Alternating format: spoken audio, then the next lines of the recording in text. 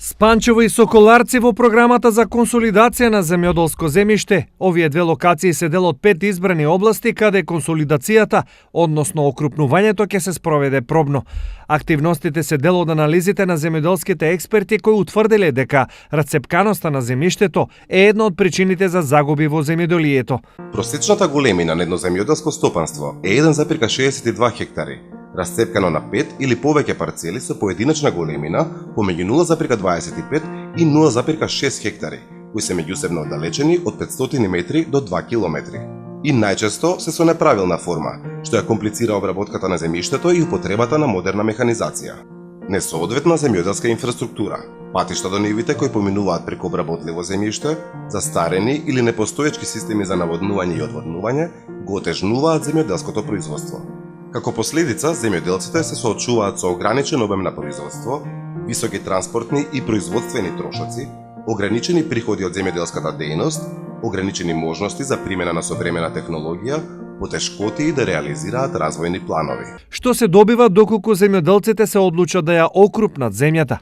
Новите окрупнети парцели имаат правилна форма, пристап до пат и пристап до системите за наводнување и одводнување.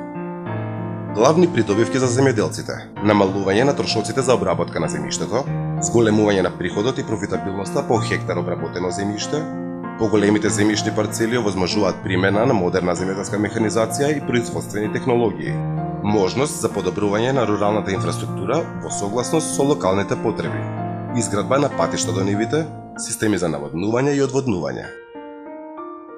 Се овозможува оддржливо управување со природните ресурси. Процесот помага во решавање на проблеми со регистрација на земјиштето.